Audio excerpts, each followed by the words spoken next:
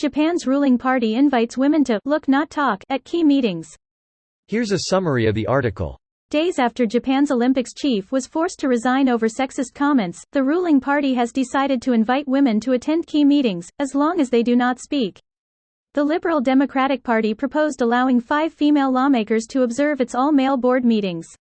The Tokyo Olympics organizing committee chief had sparked a firestorm by saying women talk too much in meetings.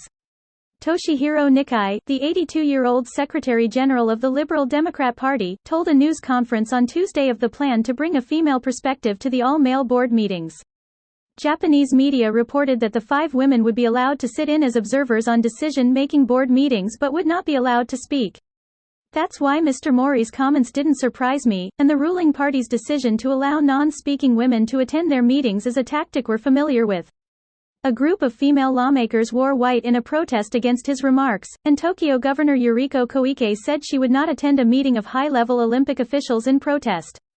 This post received a score of 5,500, with an upvote ratio of 94%.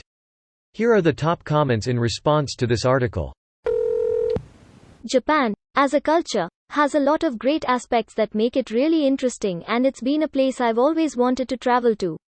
Having said that, by all accounts they are deeply sexist, or, at least like in a lot of places, discrimination is still acceptable within the minds of the older generations, who rule and dictate policy. I mean, the older generations were literally fascists, sometimes that just gets forgotten. I love Japan, too, it's just funny how quick we forget relevant history. At this point, there can only be a few very elderly fascists still alive, right?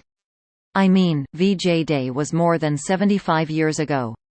There will probably be a few guys in their late 90s who were minor functionaries or officers in their 20s, as in Germany.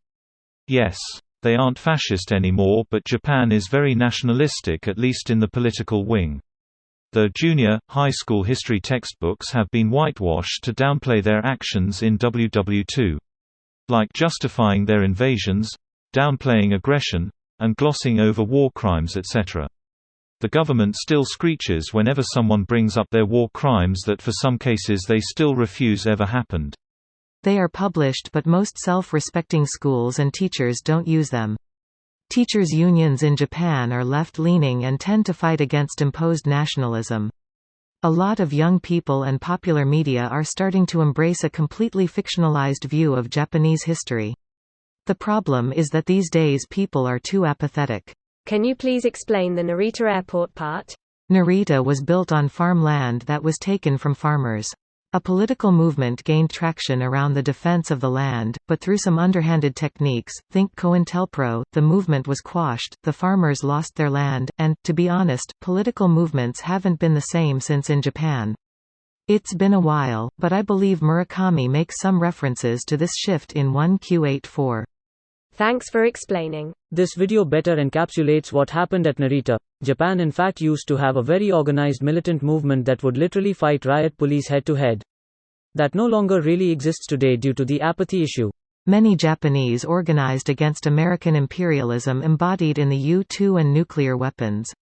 There is plenty of evidence to suggest that Japanese popular resistance to American Cold War militarism actually pushed America to support the right-wing and nationalist factions in Japan. Because of this, Japan went on a completely different trajectory from Germany in terms of their accountability for the crimes they committed in the war. Basically, it wasn't in America's interest for Japan to undergo a national reckoning like Germany. Sorry, I'm fading for the day, but I hope that's clear enough. Thanks for the link. This video was automatically created by Reddit to speech. The article and comments in this video were selected from Reddit according to their upvotes, and any paraphrasing was performed by smmry.com, without any human intervention.